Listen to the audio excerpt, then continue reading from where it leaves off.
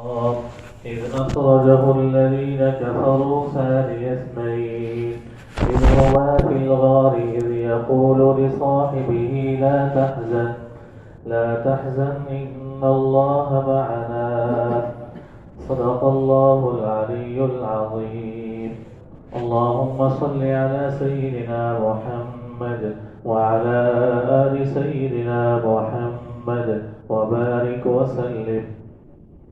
اللهم صل على سيدنا محمد وعلى آل سيدنا محمد وبارك وسلم.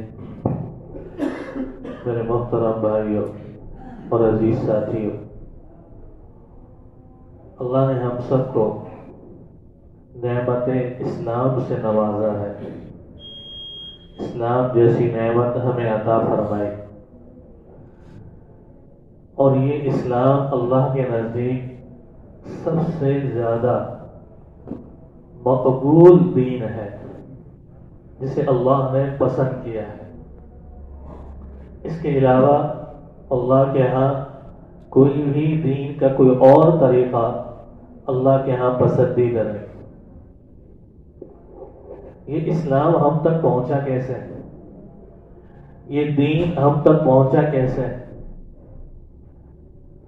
تو اس کے پیچھے حضور صلی اللہ علیہ وسلم کی قربانی اور آپ پر اس وقت ایمان لانے والے صحابہ رضوان اللہ تعالی عنہم اجمعین، ان کی قربانیاں اس میں شامل ہیں. سب سے پہلے مسلمان ہونے والے مردوں میں، جوانوں میں حضرت بکر صدیق رضی اللہ تعالیٰ عنہ سب سے پہلے مسلمان ہونے والے. آج اسلامی تاریخ 22 جمادی الثانی ہے. حضرت صدیق اکبر رضی اللہ تعالیٰ عنہ کی وفات کا دن ہے. وفات کا دن ہے. اس تاریخ کو، اس اسلامی تاریخ کو ان کی وفات ہوئی، اور یہ اسلام کے سب سے پہلے سپاہی ہیں، سب سے پہلے ایمان لانے والے. سب سے پہلے جب دنیا جھٹلا رہی تھی رسول اللہ صلی اللہ علیہ وسلم کو، آپ کے قبیلے والے، آپ کے خاندان والے، آپ کے علاقے والے، آپ کے قوم والے، آپ کے خونی رشتے رکھنے والے، اس موقع پر جو سب سے پہلا ساتھ دیا وہ حضرت بکر صدیق رضی اللہ تعالیٰ عنہ نے دیا. بظاہر کہنا آسان ہے لیکن ہے بڑا مشکل. چاروں طرف مخالفت کی ہوائیں چل رہی ہیں، زبانوں پر مخالفت کی باتیں چل رہی ہیں. اس وقت کوئی کھڑا ہو کر نبی کا ساتھ دے دے تو کیا مطلب ہے کہ اس نے اپنی جان اپنی ہتھیلی میں رکھ دی ہے. اس کا مطلب یہ کہ اس نے اپنے آپ کو خطرے میں ڈال دیا ہے.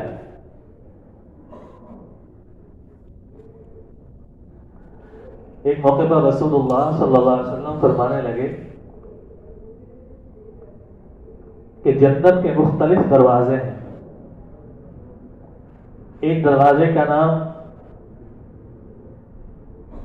اللہ کے رسول صلی اللہ علیہ وسلم نے فرمایا وہ روزہ رکھنے والوں کے لیے، کہ وہاں سے روزہ رکھنے والے جائیں گے. ایک دروازے سے نماز پڑھنے والے جائیں گے، ایک دروازے سے صدقہ دینے والے جائیں گے. تو حضور صلی اللہ علیہ وسلم نے فرمایا ایک شخص ایسا بھی ہوگا کہ جسے جنت کا ہر دروازہ پکارے گا کہ میرے ہاں سے داخل ہو جاؤ.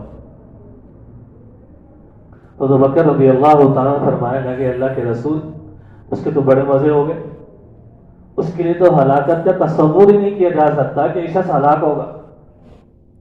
تو آپ نے کیا فرمایا؟ ابو بکر مجھے امید ہے کہ وہ تم ہی ہو، مجھے امید ہے کہ وہ تم ہی ہو، کہ جنت کا ہر دروازہ تمہیں پکارے.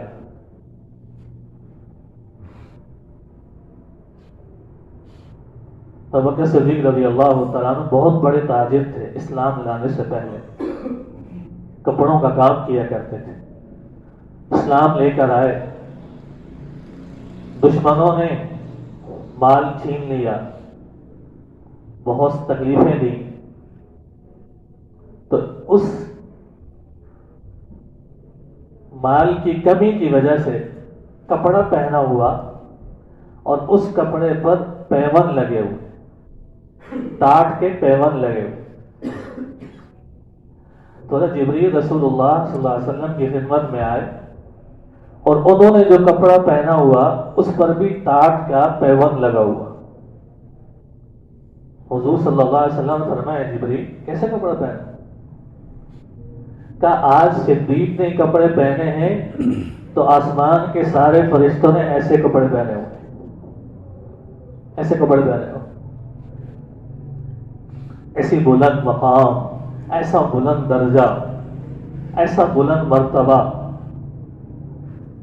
آپ فرماتے تھے میں قبر سے اٹھوں گا قیامت کے دن تو میرے دائیں طرف ابو بکر ہوں گے، میرے بائیں طرف عمر ہوں گے، ہم ایک دوسرے کا ہاتھ پکڑ کر یوں جنت میں داخل ہو جائیں، یوں جنت میں داخل ہو جائیں۔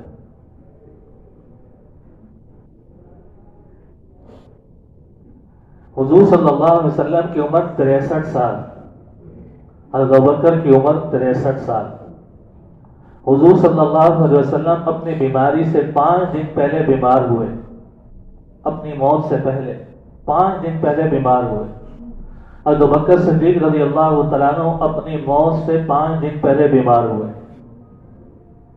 حضور صلی اللہ علیہ وسلم مرض الموت میں ہیں، آپ نے مسواک منگوائی، حضرت عائشہ رضی اللہ تعالیٰ عنہ نے وہ چبا کر دی۔ حضرت ابوبکر رضی اللہ تعالیٰ عنہ مرض الموت میں ہیں، مسواک منگوائی، حضرت عائشہ نے چبا کر دی، حضرت عائشہ نے چبا کر دی۔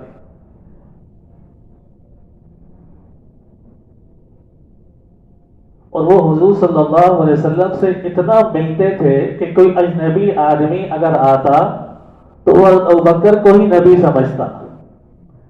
جب آپ صلی اللہ علیہ وسلم مکہ سے مدینہ ہجرت کر کے گئے تو آپ کے ساتھ حضرت ابوبکر رضی اللہ تعالیٰ عنہ تھے۔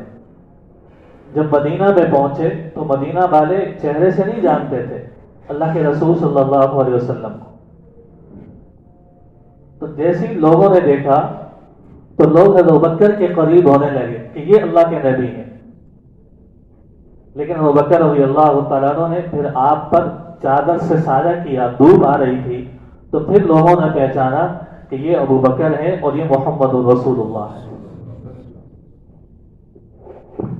بہت مشابہت تھی انہیں اللہ کے رسول صلی اللہ علیہ وسلم سے، بہت مشابہت تھی، بہت بڑا مرتبہ اللہ نے انہیں دیا ہے، اس لیے کہ وہ اسلام کے سب سے پہلے ہیرو ہیں، اسلام کے سب سے پہلے جانشین ہیں، اسلام کے سب سے پہلے اپنے آپ اپنے سینے سے اور اپنے دل سے اسلام کو قبول کرنے والے سب سے پہلے مسلمان حضرت ابوبکر صدیق رضی اللہ عنہ۔ حضور صلی اللہ علیہ وسلم معراج کا سفر کرنے گئے آسمانوں پر، راتوں رات فرشتے آئے آپ کو گھر سے لے گئے، اور اسی رات کے پہر میں آپ پوری آسمان کی سیر کر کے، جنت کی سیر کر کے آپ رات کے پہر میں ہی واپس آ گئے، ابھی تک صبح نہیں ہوئی۔ تو رسول اللہ صلی اللہ علیہ وسلم نے اپنا یہ واقعہ صبح فجر کے بعد مسلمانوں کے سامنے بیان کیا، تو اس وقت مشرکین بھی آپ کی مجلس میں بیٹھ جایا کرتے تھے۔ تو ایک مشرک کھڑا ہوا اور کہنے لگا کہ یہ کیسے ممکن ہے کہ رات کے اتنے کم حصے میں آپ اتنا لمبا سفر کر کے آ جائیں، تو ممکن ہی نہیں۔ وہ مشرک اٹھا اس مجلس سے حضرت ابوبکر رضی اللہ تعالیٰ عنہ کی خدمت میں چلا گیا اور کیا کہنے لگا، کیا جانتے ہو تمہارا ساتھی آج کیا کہہ رہا ہے کہ میں رات کے اس پہر میں اتنا لمبا سفر کر کے آیا ہوں؟ تو ابوبکر صدیق رضی اللہ تعالیٰ نے کیا فرمایا، اگر یہ میرے ساتھی نے کہا ہے تو پھر سچ کہا ہے اس نے، وہ جھوٹ نہیں بول سکتا، وہ جھوٹ نہیں بول سکتا۔ یعنی بغیر سنے بغیر دیکھے تصدیق کر دی کہ آپ صلی اللہ علیہ وسلم سے کبھی جھوٹ بیان ہو ہی نہیں سکتا۔ جب آپ یہ فرما رہے ہیں تو ایسا ہوا ہوگا. تو آپ نے ابوبکر کو لقب دے دیا صدیق، صداقت.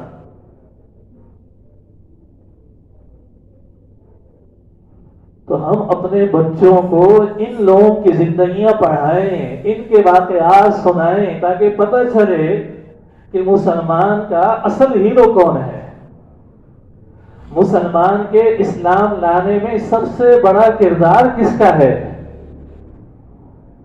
مسلمان کے اصل کردار ساز کون ہیں کہ جنہوں نے یہ اسلام مسلمانوں تک پہنچایا ہے. یہ صحابہ ہیں، اور ان صحابہ میں سب سے اول ابوبکر صدیق رضی اللہ عنہ. اور اللہ نے اتنا قرب دیا، اتنا قرب دیا کہ مرنے کے بعد بھی انہیں رسول اللہ صلی اللہ علیہ وسلم کی رفاقت آج بھی حاصل ہے. وہ حضور کے پہلو میں دفن ہے، حضور کے پہلو میں دفن ہے. اندازہ لگائیں، ایک تو زندگی ہے، اور زندگی کے بعد بھی اللہ نے انہیں حضور صلی اللہ علیہ وسلم کا پہلو عطا فرمایا. اور آپ فرماتے تھے القبر روضۃ، کہ میری جو قبر ہے اور اس کے ارد گرد کا جو علاقہ ہے، یہ ریاض من ریاض الجنہ، یہ تو جنت کے باغوں میں سے ایک باغ ہے.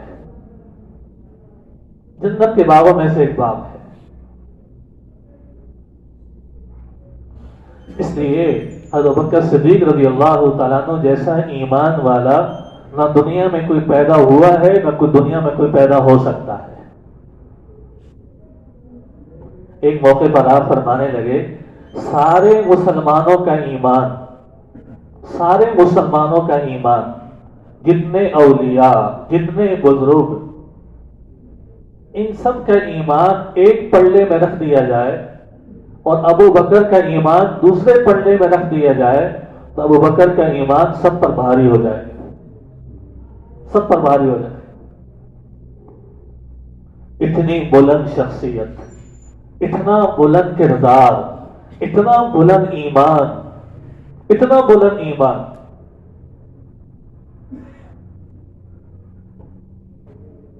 تو یہ مسلمانوں کے وہ اصل ہیرو ہیں کہ جنہوں نے اسلام ہم تک پہنچایا ہے. آج ہمارے بچوں کو پتہ ہی نہیں ہے. اسے یہ پتا ہے کہ اچھا گانا کون گاتا ہے، اسے یہ پتا ہے کہ اچھا فٹ بالر کون ہے، اسے یہ پتا ہے کہ اچھا کرکٹر کون ہے، اسے یہ پتا ہے کہ اچھا ڈانس کون کرتا ہے، اسے یہ پتا ہے کہ اچھی ویڈیوز کون بناتا ہے، اسے یہ پتا ہے کہ اچھے انداز میں کون غلط باتیں کرتا ہے. لیکن اسے یہ نہیں پتا کہ مسلمان، جو ہم مسلمان ہیں، ہم تک جو اسلام پہنچا ہے، اس اسلام کے پیچھے کون لوگ ہیں کہ جنہوں نے ہم تک یہ اسلام پہنچایا ہے. ہم جس نبی پر ایمان لاتے ہیں اس نبی پر اول ایمان لانے والے کون ہیں، ان کے سچے ساتھی کون ہیں، ان کے سچے پیروکار کون تھے جو ان پر ایمان لے کر آئے، نہیں پتا. جب مسلمان اپنے بچوں کی بنیاد صحابہ کی زندگی پر رکھا کرتا تھا تو پھر اس کے اندر جذبہ پیدا ہوتا تھا، میں بڑے ہو کر ابو بکر بنوں گا، میں بڑا ہو کر عمر بنوں گا، میں بڑا ہو کر علی بنوں گا، میں بڑا ہو کر حسین بنوں گا، میں بڑا ہو کر حسن بنوں گا. اس لیے کہ ان کے سامنے جب یہ زندگیاں پڑھی جاتی تھیں تو بچوں کے جذبات اور ان کے شوق ایسا ہوا کرتے،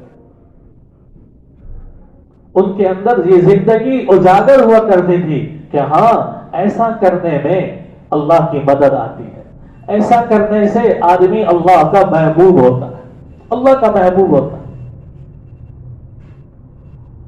اس لیے رسول اللہ صلی اللہ علیہ وسلم نے اپنی زبان سے فرمایا ابو بکر فی الجنہ، ابو بکر جنت میں ہے، عمر فی الجنہ، عمر جنت میں ہے، عثمان فی الجنہ، علی فی الجنہ. دنیا کے اندر اللہ کے رسول صلی اللہ علیہ وسلم اپنے ان پیاروں کو جنت کی بشارت دے کر گئے، جنت کی بشارت. تو بتائیے ان کے ایمان میں کوئی شک ہو سکتا ہے؟ ان کی دینی زندگی میں کوئی شک ہو سکتا ہے؟ کیا ان سے یہ توقع کی جا سکتی ہے کہ رسول اللہ صلی اللہ علیہ وسلم کی وفات کے بعد انہوں نے ایمان کی زندگی چھوڑ دی تھی، وہ مرتد ہو گئے تھے؟ کیسے ہو سکتا ہے؟ اگر حضور صلی اللہ علیہ وسلم کی وفات کے بعد کی زندگی اللہ کو پسند نہیں ہے ان کی، تو کبھی ابو بکر کو حضور کا پہلو نصیب نہ ہوتا، کبھی وہ حضور کے پہلو میں آرام نہ کر رہے ہوتے۔ یہ بہت بڑی حقیقت ہے، یہ بہت بڑا سچ ہے، یہ بہت بڑی حقیقت ہے، یہ بہت بڑا سچ ہے کہ اللہ نے اپنے پیارے نبی کو جو پیارے ساتھی دیے وہ سب کے سب ایمان کے لحاظ سے بہت بڑھیت ہے، ایمان کے لحاظ سے بہت بڑھیت ہے۔ اور ہمارا ایمان ہے کہ آپ کے جتنے بھی ساتھی تھے وہ سب جنتی ہیں اور وہ جنت میں جائیں گے، جنت میں جائیں گے، اس لیے کہ اللہ نے اعلان کر دیا رضی اللہ عنہم ورضوا عنہ، اللہ ان سے راضی ہے، اللہ ان سے راضی ہے، اور ایسا راضی ہے کہ کبھی ان سے ناراض ہی نہیں ہوگا، کبھی ان سے ناراض نہیں ہوگا۔ اس سے میرے دوستو، یہ ہے اسلام کے اصل ہیرو، یہ ہے اسلام کے اصل جانشین، یہ مبارک جماعت صحابہ کی جماعت، اور ان صحابہ میں پھر ممتاز حضرت بکر رضی اللہ تعالیٰ، حضرت عمر رضی اللہ تعالیٰ، حضرت عثمان رضی اللہ تعالیٰ، حضرت علی رضی اللہ تعالیٰ، یہ ان صحابہ میں سب سے ممتاز تھے، ان کی زندگیاں سب سے ممتاز تھے۔ حضور صلی اللہ علیہ وسلم بیمار تھے، مسجد تک بھی نہیں جا سکتے تھے، پاؤں زمین پر بھی نہیں رکھ سکتے تھے، نماز کا وقت ہو گیا تو رسول اللہ صلی اللہ علیہ وسلم نے عائشہ سے فرمایا اپنے ابا سے کہو، ابو بکر سے، کہ میرے مصلی پہ جا کے نماز پڑھائے۔ عائشہ نے فرمایا اللہ کے رسول، وہ نرم دل ہیں، ان کی ہمت نہیں ہوگی آپ کے مصلی پر کھڑے ہونے کی، کسی اور کو حکم دے دیں۔ عائشہ نے یہ بات کہی تو حضور صلی اللہ علیہ وسلم نے پھر فرمایا مروا ابا بکر، ابو بکر کو حکم دو نماز پڑھائے۔ عائشہ رضی اللہ تعالیٰ دوبارہ اپنی بات دہرائی، پھر تیسری بار آپ نے فرمایا ابو بکر کو حکم دو کہ وہ نماز پڑھائے۔ پھر رسول اللہ صلی اللہ علیہ وسلم کے اس حکم کی تعمیل میں حضرت بکر صدیق رضی اللہ تعالیٰ عنہ جو ہے مصلی پر کھڑے ہو نمازیں پڑھانے لگے۔ تھوڑی سی آپ کی طبیعت بہتر ہوئی تو آپ نے کہا مجھے مسجد میں لے چلو۔ اس وقت نماز ہو رہی تھی، اس وقت نماز ہو رہی تھی، حضور صلی اللہ علیہ وسلم کو کندھوں کے سہارے مسجد میں لے جایا گیا، اور آپ صلی اللہ علیہ وسلم نے حضرت بکر رضی اللہ تعالیٰ عنہ کے ابتدا میں نماز پڑھی۔ اور بعض روایتوں میں ہے کہ حضرت بکر رضی اللہ تعالیٰ پیچھے ہٹ گئے اور آپ آگے بڑھے اور آپ امام بنے، اور پھر آپ نے لوگوں کو بقیہ نماز پڑھائی، بقیہ نماز پڑھائی۔ تو ظاہر ہے جسے اللہ کا نبی اپنے زندگی میں مصلی دے دے تو ظاہر ہے وہ کوئی عام آدمی تو نہیں ہو سکتا، وہ کوئی عام آدمی تو نہیں ہو سکتا، اس کا رتبہ اللہ کے نزدیک اور اللہ کے نزدیک بہت بڑا ہے۔ اور ایک نماز نہیں پڑھائی، ایک نماز نہیں پڑھائی، کئی نمازیں پڑھائیں حضرت بکر رضی اللہ تعالیٰ حضور صلی اللہ علیہ وسلم کی زندگی میں۔ اس سے میرے دوستو اپنے ایمان کو اس لحاظ سے مضبوط کرنا چاہیے کہ ہمارے نزدیک وہی سب سے زیادہ محبوب ہے جو اللہ کے نزدیک اور اللہ کے رسول کے نزدیک سب سے زیادہ محبوب تھا، وہی محبوب ہے۔ ہمارے بچوں میں یہ شوق ہو، انہیں اس چیز کی تعلیم اور تربیت دی جائے کہ انہیں پتہ چلے کہ اس مبارک جماعت کی زندگی کیا تھی، اس کی زندگی کیا تھی۔ اس سے میرے دوستو اللہ نے قرآن میں فرمایا، حضرت ابوبکر کی صحابیت قرآن سے ثابت ہے، اذ یقول لصاحبہ لا تحزن ان اللہ معنا۔ سب سے مشقت دہ سفر جو آپ نے اپنی زندگی میں کیا وہ مکہ سے مدینہ ہجرت کا سفر تھا، اور اس سفر میں جو آپ کا ساتھی تھا وہ ابو بکر صدیق رضی اللہ تعالی. اور عمر فرمایا کرتے تھے ابو بکر تو ہجرت کی اس رات کی نیکیاں مجھے دے دے اور میری ساری نیکیاں لے لے، میری عمر کی ساری نیکیاں لے لے اور ہجرت کی اس رات کی نیکی دے دے. ابو بکر رضی اللہ تعالیٰ فرمایا کرتے تھے ایسا تو نہیں ہو سکتا عمر ایسا تو نہیں ہو سکتا. وہ ہجرت کی رات میری زندگی کی سب سے قیمتی رات ہے، سب سے قیمتی رات ہے کہ رسول اللہ صلی اللہ علیہ وسلم نے اپنا مبارک سر ابو بکر کی گود میں رکھا ہوا اور آپ آرام فرما رہے. اتنے میں ایک بچھو ابو بکر رضی اللہ تعالیٰ عنہ کے پاؤں میں آ کر دستا ہے. ابو بکر ہلتے نہیں ہیں، حرکت نہیں کرتے. کیوں؟ اس لیے کہ پیارے سو رہے ہیں، میری حرکت سے کہیں ان کی نیند خراب نہ ہو جائے، لیکن درد کی وجہ سے آپ کے آنسو حضور کے چہرے پر گرتے ہیں، آپ کی آنکھ کھل جاتی. آپ فرماتے ہیں ابو بکر کیا ہوا؟ کہ اللہ کے رسول بچھو نے ڈسا ہے، پوری کوشش کی سنبھال پاؤں اپنے آپ کو، لیکن درد بہت ہوا تو آنسو نکل پڑا. تو اس سے میرے دوستو وہ اللہ کے محبوب تھے، اللہ کے رسول کے محبوب تھے، تو ایمان والوں کے نزدیک بھی وہ سب سے زیادہ محبوب ہے. اللہ بھائی ہمیں ان کی زندگی پر چلنے کی توفیق عطا فرمائے اور ان کی سیرت پڑھنے کی توفیق عطا فرمائے، اور اللہ ہمارے بچوں کی زندگیاں انہی کے انداز پر گزارنے کی توفیق نصیب فرما دے. وآخر دعوانا ان الحمد للہ رب العالمین.